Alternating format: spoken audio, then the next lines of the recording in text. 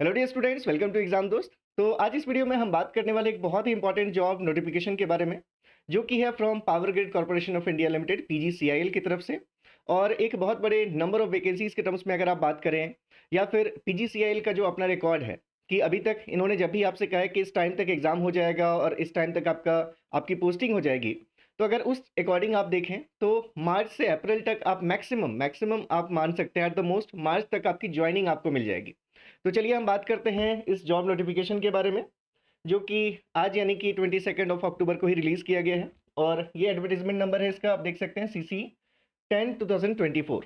ठीक है, तो हम बात करने वाले हैं recruitment of diploma trainee electrical and civil के बारे में। ठीक है, पर्टिकुलरली हम फोकस्ड रहेंगे फॉर इलेक्ट्रिकल।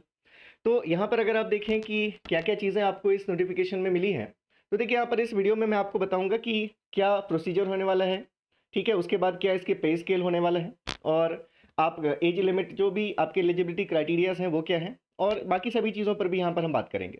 तो सबसे पहले अगर आप देखें तो पीजीसीआईएल, जैसे आप जानते हैं कि एक बहुत रिनॉन्ड आपका एक वेंचर है, और ये महारत्ना कंपनीज में आती है। यहाँ पर अगर आप देखें तो इनका अपना 1 लाख किलोमीटर से ज़्यादा का टेलीकॉम नेटवर्क भी है। तो यहाँ पर आपके लिए इंजीनियरिंग जो आपके डिप्लोमा स्टूडेंट्स हैं उनके लिए एक बहुत ही आप गोल्डन अपॉर्चुनिटी कह सकते हैं। ठीक है, तो सबसे पहले अगर हम बात करें तो डिफरेंट रीजन्स यहाँ पर हैं जिनके लिए आप यहाँ पर अप्लाई कर सकते हैं। रीजन अगर आप देखें तो यहाँ पर आपको दिख रहा है नॉर्दर्न रीजन 1, नॉर्दर्न रीजन 2। तो इस टाइप से आपके पास ये ईस्टर्न रीजन है, नॉर्थ ईस्ट रीजन है, उड़ीसा प्रोजेक्ट है, साउदर्न रीजन है, वेस्ट रीजन है, और इसके अलावा फिर आप अगर देखें तो कॉर्पोरेट सेंटर भी है इसका। ठीक है, जो कि आपके हरियाणा में। तो अगर आप नंबर ऑफ वैकेंसीज की सबसे पहले अगर बात करें, तो सबसे इंपॉर्टेंट जो यहाँ पर आपको चीज़ दिख रही है नंबर ऑफ वैकेंसीज, तो नंबर ऑफ वैकेंसीज में पोस्ट हम डीटीई के लिए अगर कंसर्न है, अगर हम इलेक्ट्रिकल के लिए देख रहे हैं डिप्लोमा ट्रेनिंग इलेक्ट्रिकल, तो आप देख सकते हैं टोटल वैकेंसीज सिर्फ जो हमारा कॉर्पोरेट सेंटर मतलब हरियाणा सेंटर के लिए अगर आप देखें तो वहाँ के लिए आपके टोटल वैकेंसीज 14 हैं, जिसमें 7 अनरिजर्व एंड सो ऑन। तो डिफरेंट रीजन्स को मिला करके अगर आप देखेंगे तो यहाँ पर जो आपको टोटल नंबर ऑफ वैकेंसीज दिख रही हैं, दैट इज अबाउट, आप अगर देखें तो ये आपको वैकेंसीज दिख रही हैं टोटल कितनी, एक लार्ज नंबर आपको दिखने वाला है, दैट इज 795 आपकी जो वैकेंसीज हैं यहाँ पर। तो ये सबको मिलाकर है, लेकिन अगर हम सिर्फ इलेक्ट्रिकल की भी बात करें तो मोर देन 600 वैकेंसीज यहाँ पर आपको मिल रही हैं। तो डिप्लोमा ट्रेनिंग इलेक्ट्रिकल के लिए एक बहुत ही अच्छी अपॉर्चुनिटी है ये, जिसको कि डेफिनेटली आपको अवेल करना चाहिए। आपको अपना पूरा यहाँ पर पोटेंशियल से लग जाना चाहिए इसकी प्रिपरेशन में। इसके साथ अगर आप देखें तो क्या क्या चीज़ें यहाँ पर और इम्पॉर्टेंट है आपके लिए, तो नोटिफिकेशन में यहाँ पर आपको ये बता दिया गया है जैसे कि यहाँ पर अनरिजर्व्ड के लिए कितनी सीट्स हैं। इसके अलावा ये पीडीएफ मैं एग्जाम दोस्त के चैनल पर और अपने भी टेलीग्राम चैनल पर शेयर कर दूंगा, आप कहीं से भी डाउनलोड करके देख सकते हैं इसको अच्छे से, अगर आपको स्क्रीन पर बहुत अच्छी विजिबिलिटी नहीं मिल रही होगी तो। यहाँ पर आपके जो डिसेबल्ड हैं उनके लिए भी हैं, और सभी रिजर्वेशंस की हम बात कर लेते हैं। तो यहाँ पर अगर आपने देखा कि टोटल ऑलमोस्ट आप कह सकते हैं कि 600 सीट्स आपको मिल रही हैं इलेक्ट्रिकल ब्रांच के लिए। और यहाँ पर मेन जो चीज़ है, जो अगर हम एलिजिबिलिटी क्राइटेरिया की बात करें, ये तो ठीक है हमारे पास जो डिसेबिलिटीज़ के लिए जो है वो चीज़ें गिवन है यहाँ पर।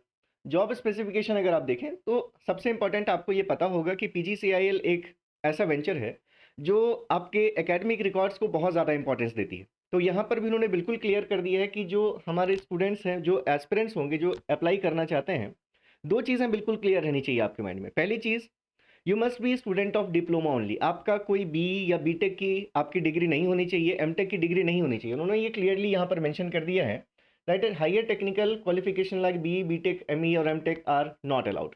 ठीक है, तो ये प्योरली डिप्लोमा के स्टूडेंट्स के लिए, और इसलिए आपको ऐसा अगर लगता है कि इंजीनियरिंग वाले आ जाते हैं तो हमें प्रॉब्लम होती है, तो उस प्रॉब्लम से भी आप यहाँ पर सेफ हैं। ठीक है, आपको सिर्फ डिप्लोमा वालों से ही आपका कॉम्पिटिशन होगा। तो यहाँ पर आप अगर देखें तो फुल टाइम आपको 3 इयर्स डिप्लोमा मांगा है रिलेवेंट डिसिप्लिन में।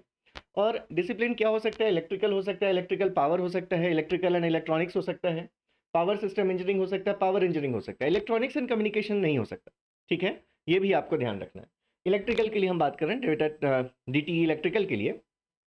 तो आपका और जो इंपॉर्टेंट चीज़ यहाँ पर आपको दिख रही है, 70% मार्क्स ये आपको होना ही चाहिए। टेक्निकल बोर्ड या इंस्टीट्यूट में 70% मार्क्स, अगर कहीं सीजीपीए मिलता है तो उसको आपको वहाँ पर कन्वर्जन का फॉर्मूला भी गिवन होता है, जैसे कि आप देख सकते हैं कि 70% के इक्विवेलेंट आपका सीजीपीए कितना होना चाहिए। तो ये आपको यहाँ पर रिक्रूटमेंट में आपकी एलिजिबिलिटी क्राइटेरिया में उन्होंने स्पेशली मेंशन कर दिया। डिप्लोमा ही होना चाहिए, इंजीनियरिंग या एमटेक आपका बी एमटेक नहीं होना चाहिए, और 70% मार्क्स आपके होने चाहिए। ठीक है, इसके अलावा अगर आप बात करें और जो चीज़ें यहाँ पर डिटेल में, तो बाकी चीज़ें एचआर वाले या फिर हैं जो आपके पोस्ट वो काम की नहीं है। अपर एज लिमिट आपके लिए अगर आप देखें तो 27 ईयर्स ऑन 12/11, मतलब जो 12 नवंबर जो आने वाला है उसी टाइम तक यहाँ पर आप अप्लाई भी कर सकते हैं फॉर्म के लिए। तो उस दिन तक आपकी जो एज है वो अपर age limit for unreserved candidates की अगर हम बात करें तो आपकी 27 ईयर से ज़्यादा नहीं होनी चाहिए, ठीक है। और इसके साथ अगर आप देखें पे स्केल, तो एक अच्छा पे स्केल यहाँ पर आपको ऑफर हो रहा है, दैट इज फ्रॉम 24,000 3%, और फिर 1,08,000। मतलब आप स्टार्टिंग सैलरी जो आप समझ सकते हैं वो 55,000 प्लस आपका डेफिनेटली स्टार्टिंग सैलरी आप उससे ज़्यादा ही यहाँ पर एक्सपेक्ट कर सकते हैं, ठीक है। और इसके साथ अगर आप देखें तो यहाँ पर जो एप्लीकेशन की फ़ीस है दैट इज़ नॉमिनल, वो बहुत ही नॉमिनल फ़ी है आपकी 300। और इसके अलावा जो SC ST PWBD वाले जो कैंडिडेट्स हैं वो एग्जेम्प्टेड होंगे, उनको एप्लीकेशन फ़ी देने की ज़रूरत नहीं है, ठीक है। और यहाँ पर एक और चीज़ है, जो वुमेन जो गर्ल्स कैंडिडेट्स हैं उनके लिए पावर ग्रिड कॉर्पोरेशन एक बहुत ही हेल्दी इन्वायरमेंट प्रोवाइड करता है। आपको डेफिनेटली अपने पूरे पोटेंशियल से इस एग्ज़ाम को क्वालिफाई करने की कोशिश करनी चाहिए, ठीक है। इसके अलावा अगर आप देखें जो रिलैक्सेशन है, जैसे एज लिमिट की बात करें तो OBC के लिए 3 इयर्स, मतलब आप 30 इयर्स तक एप्लीकेबल हैं। और SC ST के लिए 5 इयर्स है, PWBD के लिए 10 इयर्स है, और जो एक्स सर्विसमैन हैं उनके लिए जितने टाइम से आप वहाँ पर हैं प्लस 3 इयर्स, मतलब अगर मान लीजिए आपकी सर्विस को 2 इयर्स हो चुके हैं तो 2 इयर्स और प्लस 3 इयर्स आपको 5 इयर्स का एज रिलैक्सेशन भी यहाँ पर मिल जाएगा, ठीक है। इसके बाद अगर आप देखें तो यहाँ जो और चीज़ें मेंशन की गई है, सिलेक्शन प्रोसेस, सबसे इंपॉर्टेंट यही चीज़ है कि सिलेक्शन प्रोसेस में DTE के लिए सिर्फ और सिर्फ आपका एक ही टेस्ट होने वाला है, दैट इज़ 100% वेटेज होगा उसी CBT का, कंप्यूटर बेस्ड टेस्ट का। और उस टेस्ट में आपका क्या सिलेबस होने वाला है, तो यहाँ पर आपको क्लियरली मेंशन कर दिया उन्होंने कि 2 आवर्स का एग्जाम होगा। टोटल 2 आवर्स के एग्जाम में आपके पास जो टोटल नंबर ऑफ क्वेश्चंस होंगे दैट विल बी 170 क्वेश्चंस। मतलब आप ये समझ सकते हैं कि डिफिकल्टी लेवल की अगर आप बात करें तो बिल्कुल डिफिकल्टी नहीं होने वाली। आपको बस थॉरोली आपको सिलेबस पता होना चाहिए। तो यहाँ पर इन आउट ऑफ 170 क्वेश्चंस आपके 120 क्वेश्चंस जो आएंगे वो आपके अपने टेक्निकल सब्जेक्ट से आएंगे, टेक्निकल डिसिप्लिन से आएंगे। और रिमेनिंग 50 क्वेश्चंस जो आपके नॉर्मल जो एप्टीट्यूड टेस्ट होता है, जिसमें आपकी इंग्लिश हो गई या जो रीजनिंग एबिलिटी है, डेटा सफिशिएंसी, इंटरप्रिटेशन है, तो ये सब बहुत आप कह सकते हैं easy to moderate level, tough तो आएगा ही नहीं, इजी टू मॉडरेट लेवल की भी अगर आप प्रिपरेशन करते हैं तो डेफिनेटली आप इस एग्जाम को क्रैक कर सकते हैं। क्योंकि नंबर ऑफ वैकेंसीज के टर्म्स में भी अगर हमने बात की तो काफ़ी अच्छी वैकेंसीज यहाँ पर आपको PGCIL ऑफर कर रहा है, ठीक है। इसके बाद अगर आप देखें तो ये जो टेस्ट होने की जो इसके अलावा जो टेस्ट में क्वालिफाइंग होगा वो डेफिनेटली आपको 30% आपको दोनों ही सेक्शंस में होना चाहिए, पार्ट 1 पार्ट 2 में दोनों में ही एटलीस्ट 30% होना ही चाहिए। और एग्रीगेट भी ओवरऑल कम से कम 40% होना चाहिए। तो ये एक एलिजिबिलिटी क्राइटेरिया है, जब आप मतलब स्क्रूटनी जब होगी आपके टेस्ट रिजल्ट की तो आपको दोनों, एक में आपने बहुत अच्छा स्कोर कर लिया, दूसरे में बिल्कुल नहीं किया, तो वैसे कैंडिडेट्स अलाउड नहीं, ठीक है। तो आपको एक बैलेंस बनाकर चलना पड़ेगा दोनों पेपर्स में। और अगर आप देखें 30% कितना है, 50, आप अगर मान लीजिए कि आपको नॉन टेक्निकल में लगता है कि नहीं हो पाएगा तो 15 मार्क्स, मतलब आप 50 क्वेश्चंस का देखें तो 15 क्वेश्चंस आपको बस देखने, 15 क्वेश्चंस तो बन ही जाएंगे आपसे नॉन टेक में। और अगर आप यहाँ पर देखें तो यहाँ पर ये भी मेंशन कर दिया गया है कि जितने भी हमारे पास सब्जेक्ट्स हैं, ठीक है, तो जितने भी ये हमारे पास ये जो क्वेश्चंस है, सारे क्वेश्चंस हमारे 1 मार्क के क्वेश्चंस होंगे। Out of 170 questions all questions will be carrying 1 marks each, और उसमें से 1/4 नेगेटिव मार्किंग होगी। तो सबसे इंपॉर्टेंट ये है, बस इससे आपको बचना है। क्वेश्चंस बहुत ईजी हैं, तो ईजी हैं तो सभी अटेम्प्ट करेंगे, लेकिन 100% अटेम्प्ट करने वाला जो आपका अप्रोच है उसको आपको थोड़ा सा चेंज करना पड़ेगा। जहां पर लगता है 4-5 क्वेश्चन ऐसे कि जिसमें अगर डाउट है तो डेफिनेटली आपको उसको छोड़कर आगे निकलना चाहिए, ठीक है, क्योंकि नेगेटिव मार्किंग यहाँ पर मेंशन कर दी गई।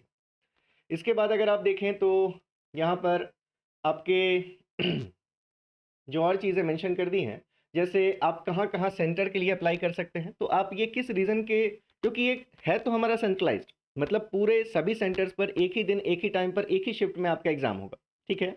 लेकिन अलग अलग रीज़न के लिए आप अप्लाई करेंगे, और ऐसा नहीं कि इस रीज़न में किया तो दूसरे रीज़न में आपका कंसिडरेशन होगा। जिस रीज़न में आपने अप्लाई किया उसी में आपको कंसिडर किया जाएगा। तो जिस रीज़न के लिए अप्लाई करेंगे उसके अकॉर्डिंग टेस्ट सेंटर्स लिखे हुए हैं, जैसे NR1 में दिल्ली, जयपुर, देहरादून है, NR2 में जम्मू, श्रीनगर, चंडीगढ़ है, एंड सो ऑन। तो यहाँ पर सारी चीज़ें क्लियरली मेंशनड हैं, आप ये टेलीग्राम से या आप नोटिफिकेशन का PDF ले सकते हैं। और इसके अलावा अगर आप अप्लाई करने के लिए देखें तो आपको PGCIL मतलब जो powergrid.in है उस पर आपको जाकर के अप्लाई करना है। ये सभी चीज़ें मेंशन की हुई हैं। ये powergrid.in पर जाकर कैरियर सेक्शन में आपको ये नोटिफिकेशन दिख जाएगा और वहाँ पर आप इसको अप्लाई कर सकते हैं। तो एक बार इसको अच्छे से पढ़ लीजिएगा पीडीएफ को कि फोटोग्राफ्स की या डाउनलोड जो डॉक्यूमेंट्स हैं उनका क्या साइज़ और क्या चीज़ें मांगी गई हैं। और इसके अलावा अगर आप देखें तो ये सभी डिटेल्स लिखे हुए फिट के भी कि आपकी फ़ोटो या फिर जो भी चीज़ें हैं। अब इसमें अगर आप मेनली देखें जो सबसे इम्पोर्टेंट चीज़ यहाँ पर गिवन है दैट इज़ डेट्स। अगर आप देख लें एक बार जो डेट्स गिवन है आपके एप्लीकेशन के लिए, देखिए ये आज से आपकी विंडो ओपन हो चुकी है, ठीक है। आप आज से अप्लाई कर सकते हैं और कब तक कर सकते हैं, 12 नवंबर तक अप्लाई कर सकते हैं। मतलब 20 डेज से ज़्यादा आपको टाइम दिया गया है, लेकिन लास्ट डेट के चक्कर में रहने का कोई मतलब नहीं। जितनी जल्दी आप अप्लाई कर दे उतनी जल्दी फ्री हो जाएंगे। फीस भी इतनी ज़्यादा नहीं है कि आपको सोचना पड़ेगा कि हम अरेंज करें। 300 रुपीज़ फीस है, बिल्कुल आप कर सकते हैं। इंपॉर्टेंट ये है कि ये हमारे पास जो डेट ऑफ रिटर्न टेस्ट है उन्होंने लिख दिया tentative in the month of January February. Exact date will be notified separately on the website. तो जनवरी टू फरवरी मतलब आप ये समझ सकते हैं कि 15 जनवरी से 15 फेब के बीच में ये डेफिनेटली आपका एग्ज़ाम ले लेंगे। और इसका मतलब है कि आपको मार्च तक में ज्वाइनिंग मिलने वाली है, आपकी पोस्टिंग हो जाएगी अप टू मार्च। तो ये सबसे इसका जो बेस्ट पार्ट है पीजीसीआईएल का कि अपने डेट्स को ये फेल नहीं करते। तो बिल्कुल आप ये समझ सकते हैं कि ये अपने अगर इन्होंने आपसे बोला है तो इस टाइम तक ये बिल्कुल इसको कर देंगे कंप्लीट। तो ये एक बहुत अच्छी वैकेंसी मुझे लग रहा है कि जो डिप्लोमा होल्डर्स हैं उनके लिए है। और पीजीसीआईएल अपने आप में एक नाम है जिसमें अगर आप किसी को बताएंगे कि आप कहाँ वर्क करते हैं तो डेफिनेटली उनके मन में एक जो फर्स्ट इंप्रेशन आपका बनता है डेफिनेटली बहुत अच्छा बनेगा। और जो उसके पर्क और अलायंसेस हैं वो भी बहुत अच्छे हैं, तो आपको सोचने की कोई ज़रूरत नहीं है। और सबसे अच्छी बात है सिर्फ एक टेस्ट और एट द मोस्ट मैंने कहा मार्च तक आपकी ज्वाइनिंग। तो इस चीज़ को ध्यान में रखिएगा। और कोई भी क्वेरी हो तो आप टेलीग्राम पे ये पीडीएफ भी डाउनलोड कर लीजिएगा और वहाँ पर आप कंटैक्ट में रहिएगा। जो भी आपके डाउट्स होंगे वहाँ पर हम उसको देखेंगे क्या प्रॉब्लम आपको आ रही है। ठीक है, तो चलिए मिलते हैं फिर नेक्स्ट वीडियो में। तब तक के लिए thank you so much, all the best, take care, bye bye.